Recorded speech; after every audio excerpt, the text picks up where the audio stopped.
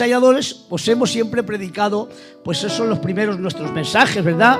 La parábola de los dos cimientos, pero no se dan de cuenta la importancia de la parábola de los dos cimientos, que dice: cualquiera que oye mi palabra y la pone por obra. ¿Pero qué palabra estaba hablando? Estaba hablando acerca del sermón de las bienaventuranzas, que va a acabar, como llame maestra, a la parábola de los dos cimientos, hermano. Cualquiera que oye las parábolas del sermón de las bienaventuranzas, que son los estatutos del reino, es la ética del reino, es el poder del reino, y dice: cualquiera que oye mis palabras y la pone por obra, yo le compararé a un hombre prudente que edificó su casa sobre la roca. Cuando vinieron lluvias, vientos, tempestades, dice, pero no cayó. Pero sin embargo, cualquiera que oyere mi palabra y no la pone por obra, le compararé a un hombre insensato que edificó su casa sobre la arena.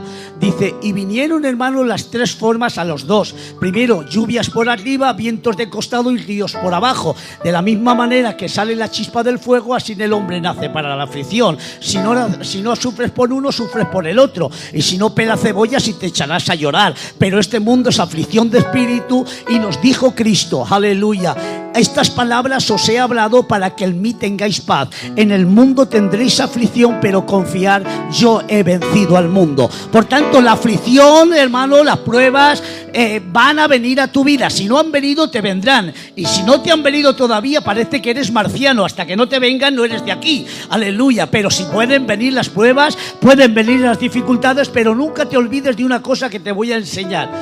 Es a través de tribulaciones donde entraremos a los reinos de los cielos. Las tribulaciones, las pruebas, todo lo que te vengan, forjan un carácter en ti. El hombre no tiene mayor peligro que cuando tengas sus triunfos y victorias. No eres un hombre más débil cuando tengas muchas victorias. El hombre se queda debilitado, pero cuando el hombre tiene aflicción, cuando el hombre, hermano, tiene, hermano, pruebas, cuando el hombre, hermano, de la misma manera que le hicieron al árbol verde, también a vosotros, aleluya, y este mundo es aflicción de espíritu. Por tanto, todos tenemos que poder sufrir, porque esto es sufrimiento en el espíritu, sufrimiento en nuestra vida diaria. Pero qué bueno, ese sufrimiento forjan caracteres buenos en ti para que sepas valorizar. Es como el buen oro. El oro, hermano, cuando sale de la mina no lo entiende, pero le echan en el fuego, y cuando lo echan en el fuego, hermano, parece ser que se podría quejar el oro y dice: oyes, no me hagas porque me estás quemando, me estás abrasando, no te entiendo. Pero el forjador, hermano, no lo está haciendo porque quiere resultados, no el principio, porque es el resultado. No es como empiezas, es como vas a terminar. Y el oro no te entiende, pero qué bueno, cuando lo echan en el fuego, lo único que va a hacer el fuego al oro es quitar la escoria. Lo único que pone la prueba en ti es quitar tus escorias, quitar tus caracteres malos, quitar, hermano, todo lo que produce mal en ti. Lo único que va a hacer, hermano, echa la plata al fuego y saldrá alhaja al fundidor. A veces no lo entiende el oro, pero qué bueno, cuando ha entrado, primeramente lo que ha hecho es quitar la escoria, la ha quemado, pero segundo, ha cambiado su estructura, ha cambiado su forma. ¿Qué tendrá la prueba en nosotros que Dios la permite? Porque tengo que decir una gran verdad, hermano. Lo que Satanás usa la prueba y la tentación para sacar lo peor de ti, Dios permite la prueba para sacar lo mejor de ti. ¿Lo han entendido, hermanos? Lo que Satanás usa la prueba para sacar lo peor, Dios permite la prueba para sacar lo mejor de ti. Porque a buenas no vas a hacerlo bien, pero cuando te mete, hermano, aleluya, en el fuego abrasador, va a cambiar tu estructura, va a cambiar todo lo que tienes, tu forja, porque tienes que cambiarte. Aleluya, no puedes servir a Dios con una mentalidad humana. Tienes que entrar dentro de la ética del reino. Tienes que entrar dentro, hermano, como aquellas, hermano, aleluya, dos cimientos que vinieron a prueba, pero hay aquel que solo escuchó y no hizo la obra, fue caída. Y dice la Biblia, fue grande su ruina. Porque hay una casa fue grande su ruina, lo malo es si te pilla adentro. Eso es lo que pasó. Por tanto, ¿qué tengo que decir acerca del reino de Dios? Que lo que importante del reino de Dios y de la ética del sermón de las bienaventuranzas son los principios cristianos que tengas. El hombre que no tiene principios cristianos nunca tendrá finales. O tienes principios o nunca llegarás al fin. Tienes que tener cimientos. Porque el edificio no tiene grandeza por los ladrillos bonitos que tenga, sino por los cimientos originales que tenga. Y eso es lo que Dios quiere establecer en la juventud, para que nadie te quite ni robe lo que Dios ha puesto en tu corazón. Por tanto, hermano, gloria al Señor, lo importante son los principios cristianos. Ustedes saben, hermano, por qué salen los asesinos, por qué salen los parricidas, por qué salen esto. Hemos hecho o han hecho un estudio psicológico y ¿saben lo que ha pasado? Que tuvieron mala infancia, abusaron de ellos, les pegaron palizones, y cuando se hicieron mayores se hicieron vengativos, se hicieron asesinos porque tuvieron malos principios. Pero cuando uno tiene buenos principios, donde sus padres le han enseñado principios buenos, gitanos, y aquí principios cristianos, tú no te preocupes que llegas al final. Lo importante de una vida son sus principios cristianos. Que nadie te obligue, que salgan de ti, porque el cristianismo no es algo que te informan, es algo que te sale. Porque dice la Biblia que somos hechura suya. ¡Ay, qué bueno! Hechura suya. ¿Sabe lo que significa hechura suya? Creados en Cristo, cortados con la misma tijera. Somos hechura suya, somos la armonía, somos la poesía de Dios. Ustedes saben lo que es una poesía, ¿verdad? Una poesía no son palabras al azar, ¿verdad? Una poesía tiene rima, tiene consonancia, tiene armonía. Yo saqué en mi juventud poesías, ¿qué te parece? Cuando era jovencico, y decía: no desciendas, Señor, de esa cruz vergonzosa, do la juria injuriosa póndelo tu favor. No desciendas, Señor, le está diciendo aquel penitente a la cruz que está Cristo. No desciendas, Señor. Si desciendes yo muero, pero si tú mueres yo espero disipar mi dolor. No desciendas, Señor, que en mi pecho hay pecado, que ha de ser perdonado por la cruz del amor. Saqué más poesías. Aleluya, en este día divino entrego mi alma a Dios, porque he visto que Jesús es mi única salvación. Con sus vicios y placeres al mundo he dejado atrás, porque he comprendido que no hay más que avaricia y maldad. Ahora ya estoy con Jesús y ya no tengo miedo a nada, porque sé que con Él está tranquila mi alma. Cuando yo estaba en el mundo me creía que valía, pero estaba equivocado hasta que Cristo me dijo: ven a mí que yo te amo. Cuando sentí esa llamada en mi duro corazón, sentí que solo Jesús estaba mi salvación, y mi corazón tan duro por no conocer amor, llorando arrepentido ante Jesús se inclinó. Ya no quiero pecar más quiero servir a Jesús, y con su amor divino que siempre sea mi guía y me lleve en su luz. Tiene armonía, las frases tienen armonía.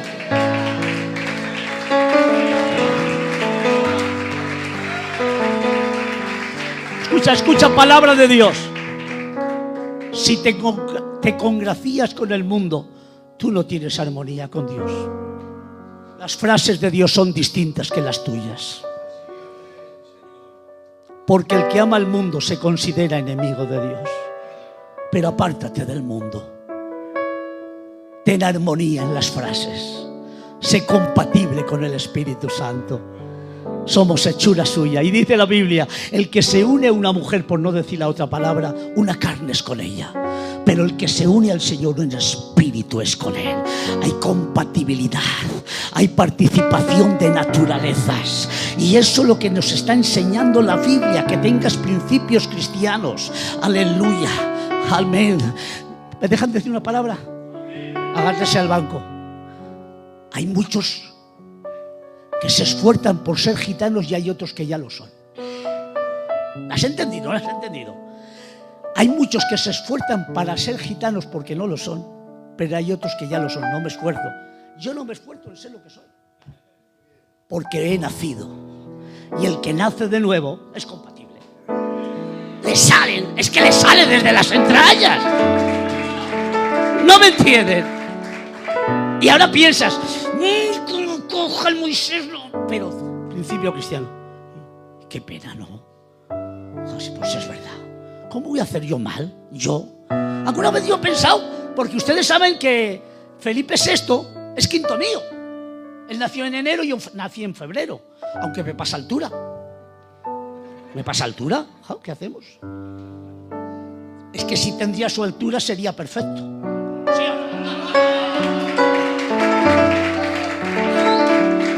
Quiero daros un poquito gozo para que...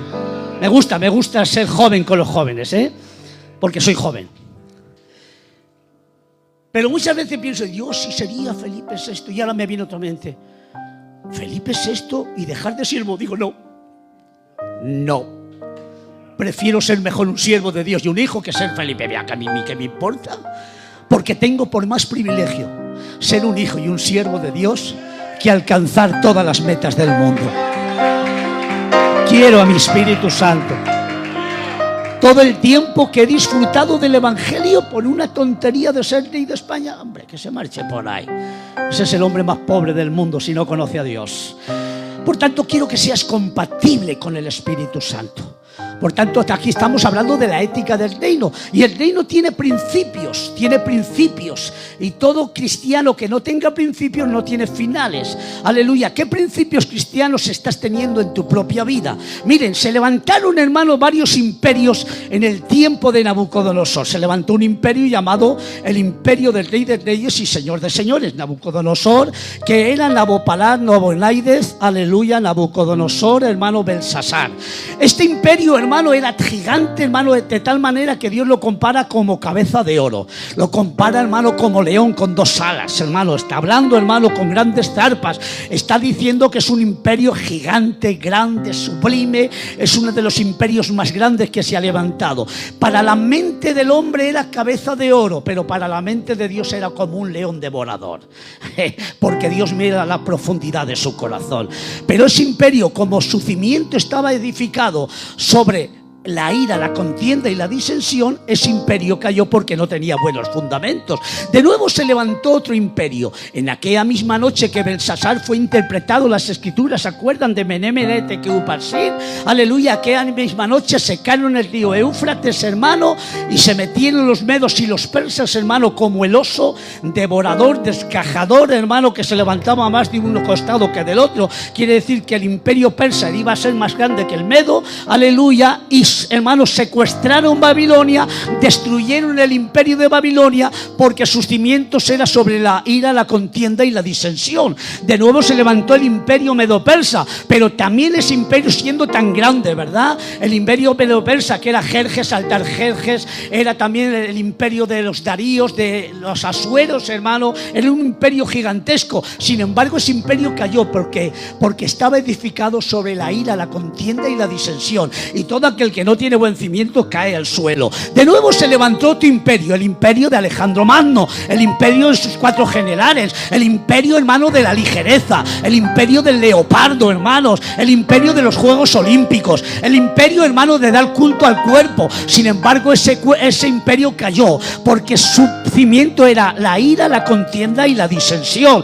De nuevo se levantó otro imperio, hermano, el imperio romano de Césares, los Césares, Tiberio César, Julio César, aleluya, Augusto César, de también, hermano, gloria al Señor, de Dominiciano, de Vespasiano, de Claudio, de Nerón y todos estos. Sin embargo, aquel imperio cayó por el peso de su corona y también por tener malos cimientos, porque sus cimientos estaban en la ira, la contienda y la disensión, hermano. Se levantará el imperio del anticristo, pero también caerá. Pero qué bueno, aunque era una gran estatua gigantesca, nos enseña la gran visión, hermano, que fue cortado una piedra santa del monte de Dios, no cortado con mano humana, sino por el propio Dios. Y dice la Biblia que con aquella piedra golpeó, hermano, aquella gran estatua, hermano, y cayó al suelo. Y cuando cayó al suelo, hermano, gloria al Señor, se hizo polvo. Pero de aquella piedra angular que había sido cortada del monte santo de Dios, fue edificado un gran monte. ¿Saben cuál era esa piedra? La piedra que desecharon los edificadores, hoy ha venido a ser cabeza de ángulo. Él es el cimiento estable. Él pudo decir: yo edificaré mi iglesia y las puertas del infierno no prevalecerán contra ella. Es el imperio de Jesucristo, y los cimientos de Cristo están puestos en el amor, en la misericordia, en la gratitud, en la compasión. Todo aquel que no tenga este cimiento caerás al suelo. Pero si tu edificio esté edificado sobre Cristo y sobre la piedra angular, te lo aseguro, tú no caes. Tú has sido llevado para el cielo. ¿Cuántos creen esto? Levanten su mano y digan amén. ¡Y a su nombre! Son cimientos estables. El amor nunca dejará de ser. Tienes que amar. ¿Cuál es el nuevo mandamiento? Dime. Israel, amarás a Dios sobre todas las cosas. ¿Y qué más dice? Y a tu prójimo. Pues no, ese no es el nuevo mandamiento. Ese mandamiento también está en el Antiguo Testamento, Israel. Amaros unos a otros como yo os he amado. Ese es el nuevo. ¿Y hasta dónde es el amor de Cristo? Hasta la muerte. Hasta la muerte. ¿Estás dispuesto a dejarte todo por amar a Cristo? ¿Amor hasta la muerte? ¿O amor hasta que te convenga? Cuando tú ames a Dios sobre todas las cosas, tus cimientos serán estables. Porque si hablase lenguas humanas o angélicas y no tengo amor, soy como metal que resuena y címbalo que retiñe. Si entendiere todos los misterios y sería el mejor teólogo de España, y tuviera tanta fe de traspasar montañas, si no tengo amor, de nada me sirve. Si cantaría como el Aarón y como el pastor el David, y no tengo amor, metal que resuena, no sirve, no vale para nada, lo siento. ¿Qué dices? Si diere mi cuerpo para ser quemado y todos mis bienes para los pobres, si no tengo amor, de nada me sirve. ¿Por qué? Pero si estoy dando todo, si no, tú no das todo, no te ofreces tú, no des, ofrécete tú. Tú eres el que te tienes que ofrecer. Presentar vuestros cuerpos en sacrificio vivo, santo, agradable a Dios, que es vuestro culto racional. Ofrécete por completo. Hay muchos pastores, hermano, y no digo aquí, pero hay muchos pastores que vienen aquí, sí lo ha dicho el pastor hoy. Hemos venido a ser bendecidos. Pero ¿por qué decís eso? Pidigüeños. Que yo no he venido a ser bendecido, he venido a adorar. He venido a darle la gloria a Dios.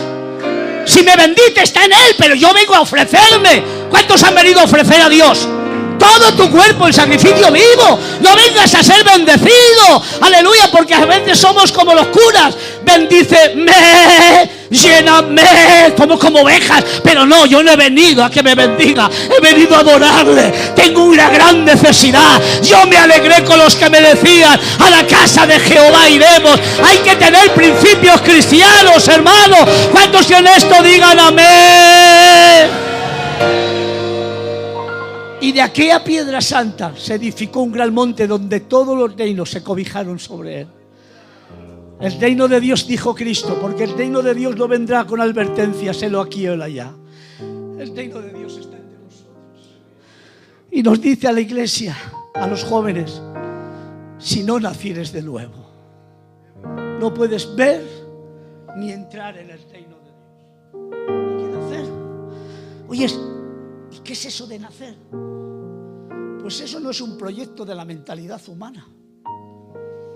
Quiere decir que porque el papá de Israel sea predicador, eso quiere decir que él no es cristiano. Porque Dios tiene hijos pero no tiene nietos. Lo siento, Israel, tu padre no te salva. Bueno, es que estoy en la mejor iglesia de Bilbao. Zabala, Ochalcoaga, Santurce. Si el lugar te hace cristiano, todos los que nacen en un garaje nacerían coche. Entonces el lugar no te hace. Bueno, es que me sé 1500 versículos. Nicodemo también se lo sabía y Jesús le dijo: como no nazcas. O sea, la sabiduría no me hace nacer. ¿Y eso qué es? Pues el nacer de nuevo es un impacto de Dios. Y me puede decir: ¿y cómo es este impacto de Dios? Pues es palabra. Porque quiso Dios salvar al mundo por la locura de la predicación. Que me dejen tonterías de aquellos que hablan de sinergismo, monergismo. Las doctrinas más que la gitana aquellas. Sinergismo, 50/50. Monergismo, solo Dios. El hombre muerto. Vete por ahí que no sabes lo que te dices. Más bien sería energismo. ¿Sabes qué es el energismo? Es el poder del Espíritu Santo por la palabra. ¡Uah, qué poder! Eso es más bíblico aún. Por eso cuando les hablo a los sinergistas y a los monergistas del energismo, dice: eso es algo que es muy fuerte, pero lo hace Dios. Porque si la misma palabra de Dios te condena, es la misma palabra que te salva. Y si esa palabra tiene el aliento ardiente del Espíritu Santo, entonces hemos llegado al Evangelio, que la palabra de la cruz es locura a los que se pierden, pero para nosotros esto es poder de Dios. Por tanto, quiso Dios salvar al mundo por la locura de la predicación. La palabra engendra fe, porque la fe viene por el oír la palabra de Dios. Entonces hay dos pasos: palabra, y la palabra engendra fe. La palabra de la fe produce en ti arrepentimiento, metanoia, cambio de mentalidad, un volver a Dios. Y ese volver a Dios produce en ti regeneración, principio de vida. Y ese principio de vida produce en ti nacimiento. Y ahora, hermano, o sea que hay 5 pasos: palabra, fe, arrepentimiento, regeneración y nacimiento. Y ahora, un mes, un año, ¿cuánto dura? Es instantáneo y radical. Es en un segundo. Dios te hace nacer. No hace falta parafernalia, hace falta creer en Él. A los suyos vino, pero los suyos no le recibieron. Pero ahora todo el que le recibe y cree en Él, Dios le da potestad a ser llamado hijo de Dios, lo cual no es engendrado ni de carne, ni de sangre, ni de voluntad de varón, sino de Dios. Es el poder de Dios que te hace nacer de nuevo. Yo creo en las Escrituras, creo en la palabra de Dios, creo en el poder del Espíritu Santo. ¿Cuántos creen esto? Levanten su mano y digan amén. Creo que la gracia es mayor que tu imaginación. Se he curado la garganta. ¿Han oído bien? La gracia es mayor que tu imaginación. Me encanta el ladrón de la cruz. No hizo falta parafernalia.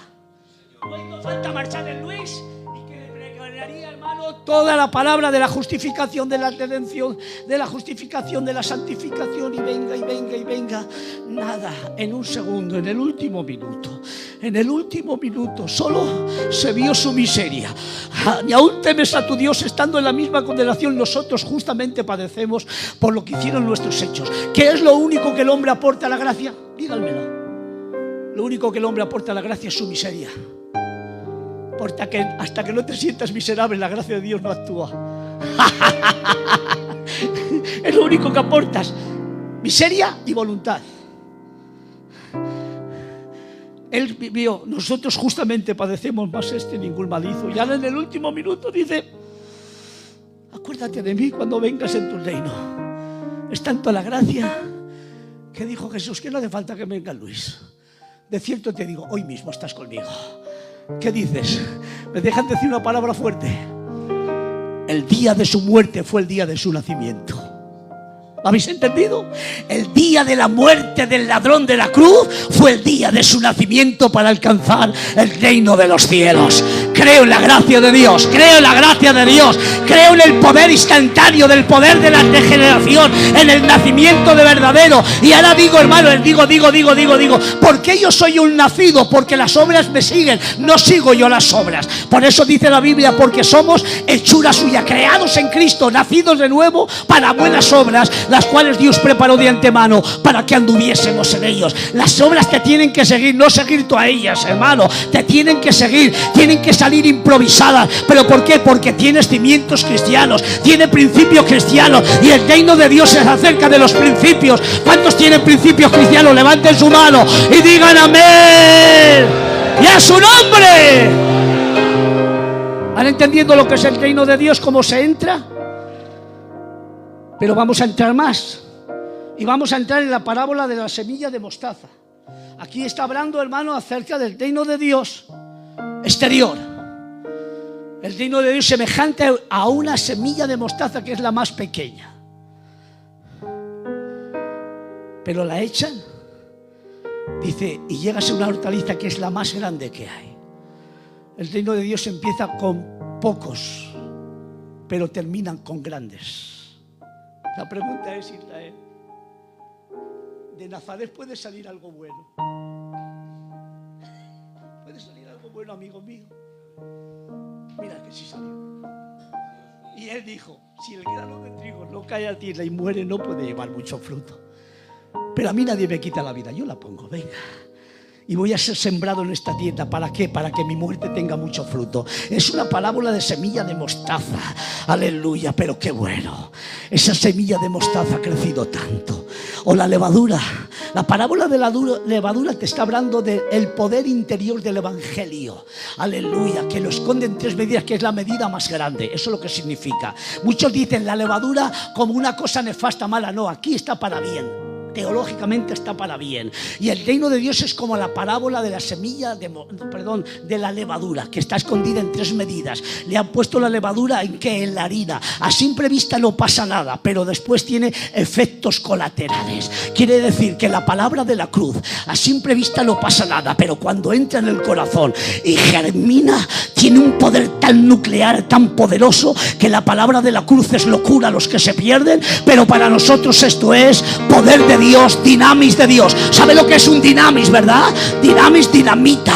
Quiere decir, es una explosión nuclear, hermano, porque donde no cambia el consejo del padre, ni de la madre, ni del hermano, ni del amigo, llega la bendita palabra de Dios, como parábola de la semilla, hermano, como parábola, hermano, gloria al Señor, de la mostaza, y tiene una repercusión tan gigante que donde nadie te ha cambiado, te cambia su palabra.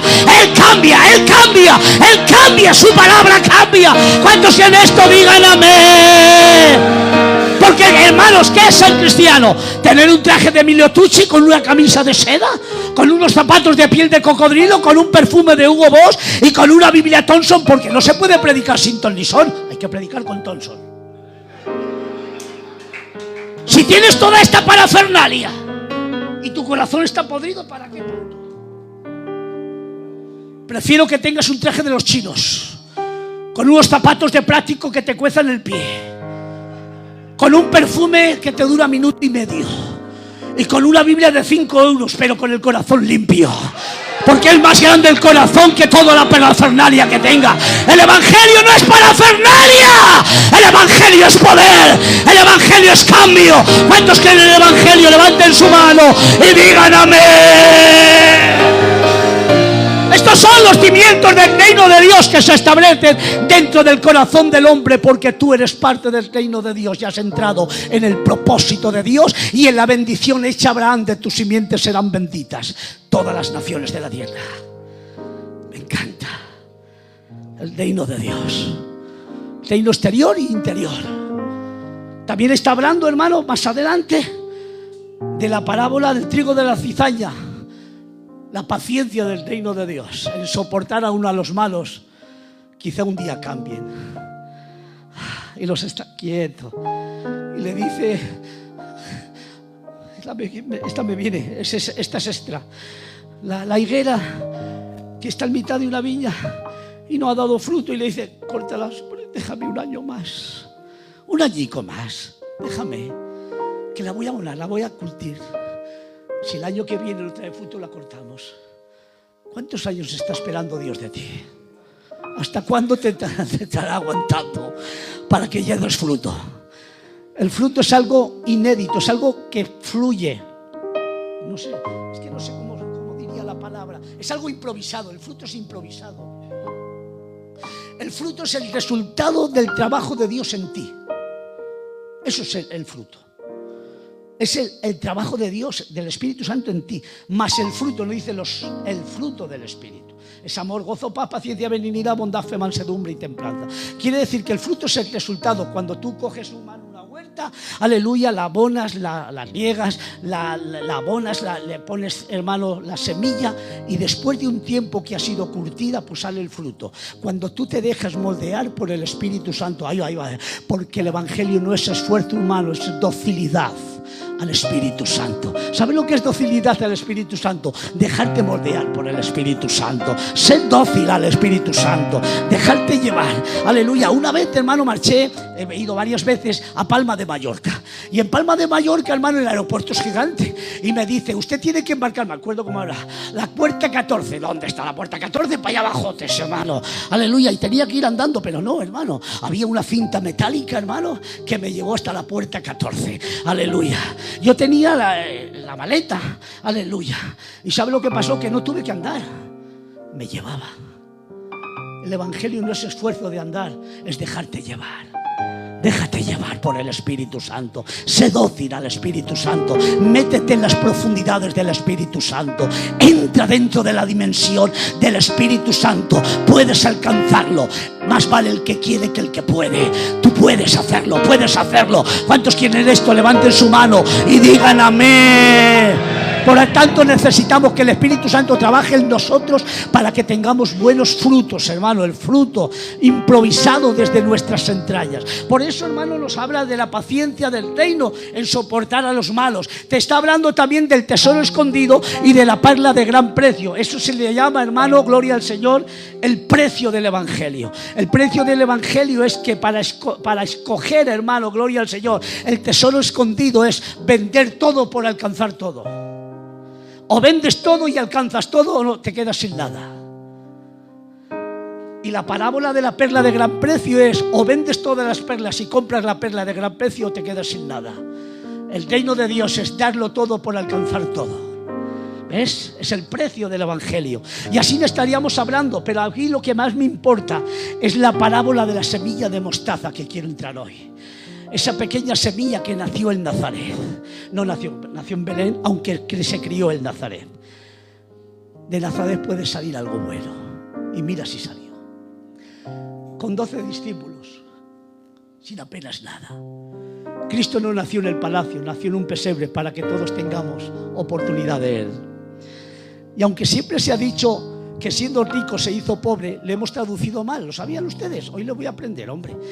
Porque han dicho, bueno, pues bien, nació pobre, porque se hizo pobre, porque nació en un pesebre prestado, tuvo aquel asno prestado, tenía los mantos, hermano, que él tenía eran de las limosnas de las mujeres, cuando marchó, hermano, a la cruz era prestada, y el sepulcro también era prestado, como que era un pobretón. No te estoy hablando de eso, ¿lo sabían ustedes?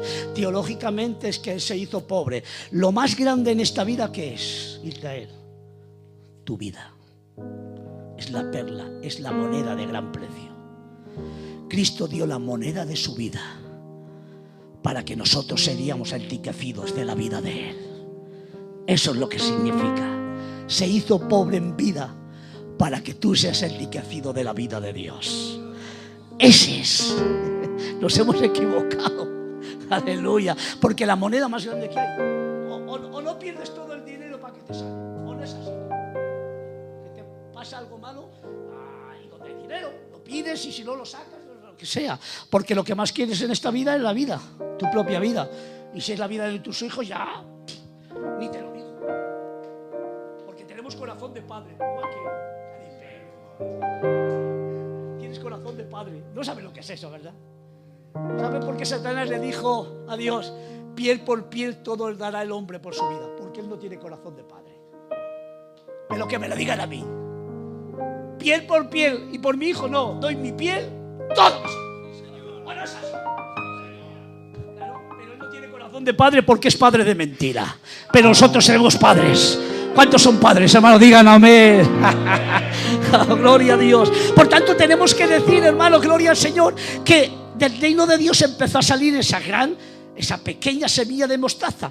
Y a simple vista no pasó nada, pero hubo un impacto nuclear en el mundo. Cambió todas las esferas, hermano. Cambió incluso el tiempo, de tal manera que todos los grandes filósofos, todos los grandes historiadores, cuando quieren hablar de Alejandro Magno, tienen que decir 450 años antes de Cristo, y cuando quieren hablar de Napoleón tienen que hablar 800 o 1800 años después de Cristo, porque Cristo es el eje de todos los tiempos, hermano. Si la cruz es la palabra T es la primera palabra del nombre de tiempo. Por tanto, Cristo es el eje de todos los tiempos. Él es el más grande, el más sublime, hermano. Gloria al Señor, es el eje de todas las historias. Y empezó, hermano, con 12 discípulos, y encima eran todos medio malos. Sí, hermano, ¿por qué? Hablamos de Juan, válgame Dios, un sanguinario, gitano por los 4 costados. ¿Se acuerdan, hermano, cuando que le dejaron entrar, hermano, en aquel día de testimonio? ¡Ay! Digo, que pido fuego del cielo y los quema, ¿eh? Dice, no sé de qué espíritus eres, hombre.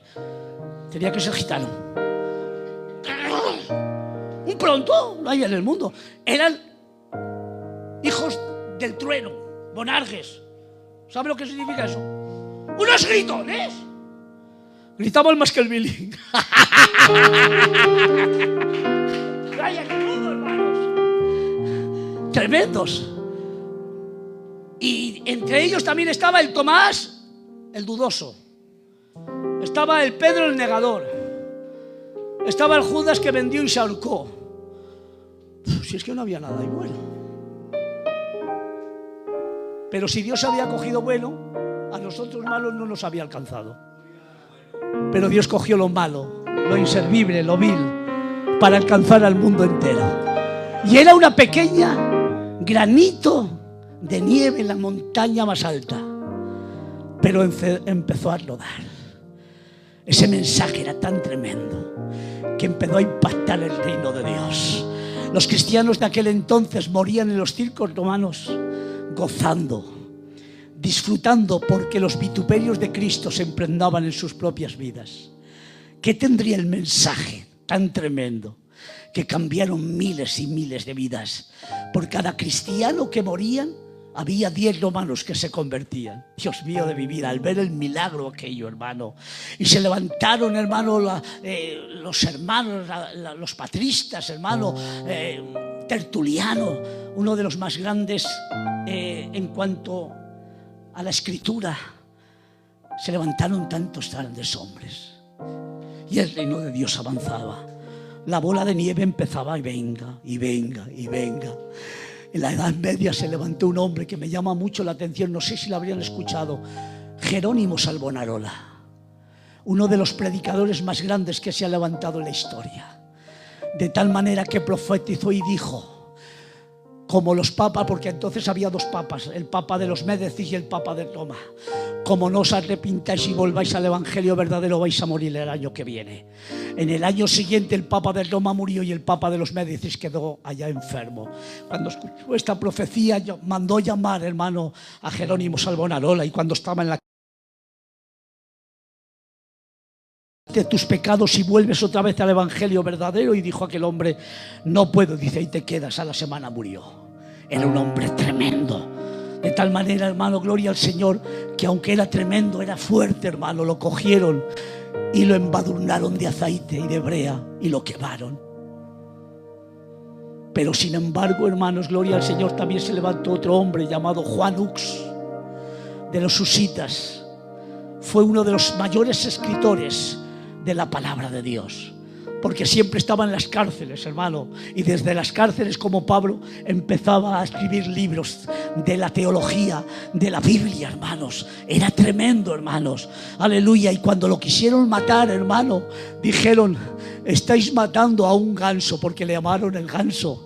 Dice, pero algún día se levantará un cisne, el cual no podréis contra él. Estaba profetizando, hermanos. ¿Saben cuál era este cisne? Era Lutero, hermanos, que a través de los escritos, hermano, de Juan Hus se convirtió al cristianismo verdadero, hermano, a la reforma, aleluya, a lo más grande, hermanos. Pero este Juan Hus, en la hora de su muerte, escúchenme, porque si no lo digo reviento, porque a mí me ha hecho tanto bien. En la hora de su muerte, hermano, gloria al Señor, lo embadurnaron de brea, le pusieron leña, le pusieron en un madero. Había como 4 o 5 mil personas allá, hermano. Le encendieron, hermano, gloria al Señor. ¿Y saben cuál fue el milagro? Que durante 35 minutos las llamas no le quemaban. ¿Y saben por qué?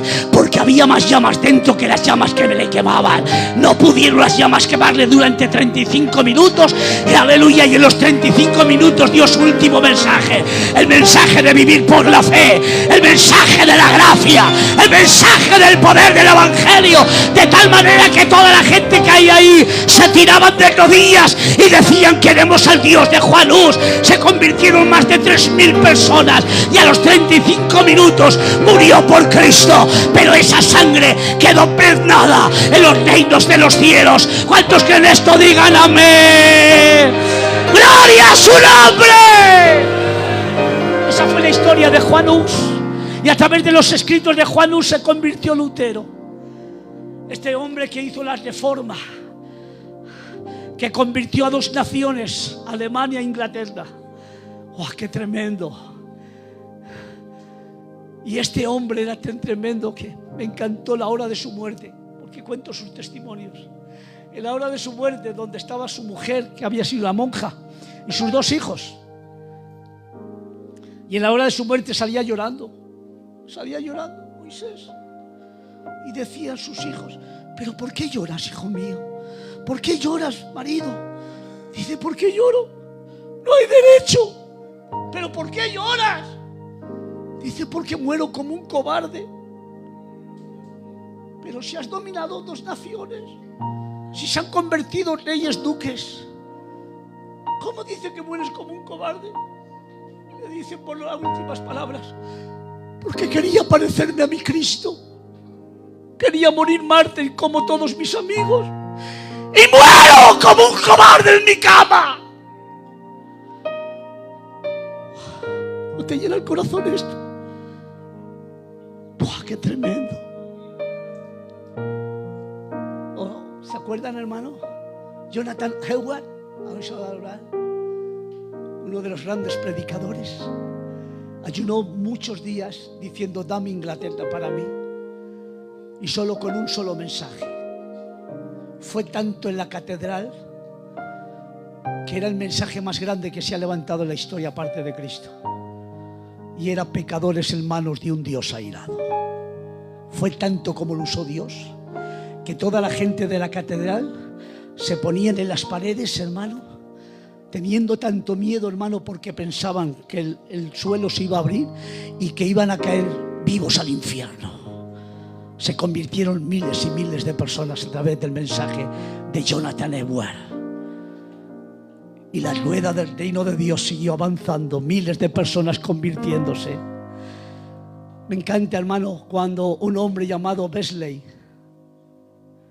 Juan Wesley, con su caballico, ¿sabes cuánto se andó? Más de 500.000 kilómetros. Convirtió a más de 2 millones de personas. E hizo el avivamiento en Inglaterra. Charles Finney en Norteamérica, se convirtieron con él más de 1,5 millones de personas. Y el reino de Dios se salió, porque él dijo: yo edificaré mi iglesia y las puertas del infierno no prevalecerán contra ella. El reino de Dios es imparable. Aleluya. Pero también tengo que decir que el evangelio llegó a España, ¿lo sabían? Cuando se introdujo la Biblia nuestra, que era Casidoro de la Reina, allá en Utrera, Sevilla, se cogió, hermano, y se interpretó la Biblia del Oso, que es la Reina Valera. ¿Y sabes cómo se interpretó esta Biblia? Fue por un hombre. Encima me dicen que era pequeñico, así como yo, ya sabes. Se llamaba Juanito. Juanito. Testimonio me impactó. Cogió la Biblia del Oso y la llevó a la imprenta de Gutenberg con su dinero. E hizo cientos y cientos de Biblias, porque era la primera Biblia en habla hispana que se podía hablar. Se podía leer, porque entonces se leía, hermano, en latín y no permitían que leer la Biblia. Pero esto la tradujo al español, y a través de Juanito, hermano, se hizo cientos y cientos de Biblias, donde fueron puestas en el pueblo, hermano. Este hombre fue alcanzado, hermano, por la Santa Inquisición o maldita Inquisición, y entre ellos estaba el Torquemada. Qué mala sombra tiene. Y lo cogieron, hermano. Era amigo de los sacerdotes porque era un hombre adinerado en su tiempo. Y cuando lo cogieron, hermano, lo embadurnaron de brea y lo pusieron en un palo, un madero. Y le decían: Juanito, se niega de la fe evangélica y vente otra vez a la iglesia católica y te perdonamos la vida. Juanito, por favor. Y Juanito decía: a mí me queman las llamas temporales, pero a vosotros os quemarán las llamas eternas del infierno. Juanito era este, hermanos. ¿Ustedes no han oído hablar de Juana la Loca? ¿A qué no han oído hablar de esa jamba? ¿Saben por qué llamaban Juana la Loca? Porque hablaban lenguas, creían los dones. Por eso le llamaban Juana la Loca, porque de cuando en cuando salía hablando lenguas extrañas. Le llamaron Juana la Loca porque creía en el poder del evangelio. Ustedes saben que el patrón de Navarra se llama San Fermín, ¿verdad? Pues San Fermín era evangélico, pero era evangélico, y lo mató la Santa Inquisición. Pero ese hombre era un siervo de Dios. Fermín, San Fermín, hermanos. Y tantos hombres que han canonizado, pero que murieron por Cristo, hermanos. Aleluya. Así el Evangelio llegó a España, llegó por todas las partes. ¿Qué se piensan, hermano?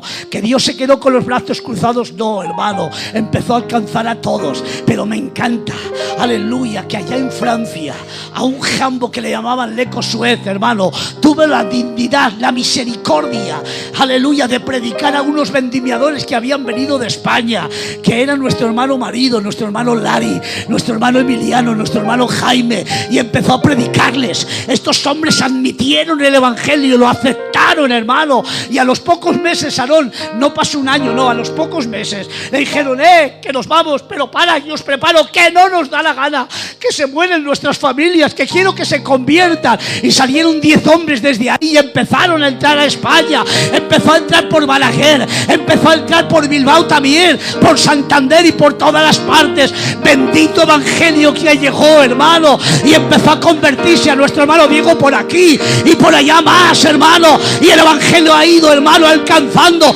Ahora somos más de 100.000 personas, más de 3.000 o 4.000 iglesias, hermano, y hoy te digo desde aquí, estos, mis apóstoles, el otro día lo dijo y lo vuelvo a repetir, gracias, Señor, por conocer a mis apóstoles. Y no lo permito que lo digan por ahí que no hay apóstoles, porque alto apóstol ha sido mi hermano Emiliano, mi hermano Jaime, mi hermano Marido, mi hermano Lari. Son apóstoles porque han dejado grandeza, han establecido, hermano. Estos son los apóstoles, hermano, no son del Cordero, pero son apóstoles, hermano. ¿Me dejan decir un testimonio? Tuve el privilegio una vez en Santander que marché a predicar. Estaba ya mi anciano Emiliano y me bajé del púlpito y marché hasta donde él, y cuando vio que le ponía la mano se puso de rodillas.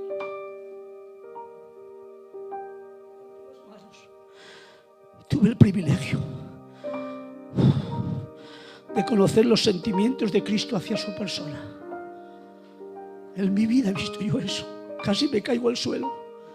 Se puso de rodillas y yo también, porque me daba vergüenza estar de pie ante un siervo tan grande. Y él salió llorando como un niño. Y me acuerdo que decía estas palabras que me conmovieron. Y decía, habla, papá, te quiero escuchar. Y por primera vez vi el corazón de Dios hablando como a un hijo, a un apóstol tan grande. Me encantó. He tenido el privilegio de conocer a estos hombres. La pregunta es, ¿me voy a echar atrás? ¿Te vas a echar atrás? ¿O vamos a proseguir? Ha costado tanta sangre, tanto sufrimiento, para que ahora la juventud de Bilbao se eche atrás. Es que ya no puedes. No puedes ya. Es tan grande el poder del Evangelio que hasta que me muera no podré negar este Evangelio. ¡Jóvenes! ¡Ha llegado nuestro tiempo! ¡Dilo, dilo, dilo! ¡Ha llegado mi tiempo! ¡Dilo! ¡Dilo! ¡Ha llegado mi tiempo! ¡Ha llegado mi tiempo! ¡Es el tiempo de la juventud! Cuando os preparéis, hermano, pero no os preparéis de cualquier forma. Escúchame, si el día de la mañana te vas a levantar, levántate de corazón. No te levantes por coger un cargo. Levántate por servirle a Él con todo el corazón. Que no te levantas, sé fiel en tu iglesia. Sea auténtico, sea original. Como he dicho antes, qué pena que naciste siendo original y mueras siendo una imitación. Sé original tal como eres.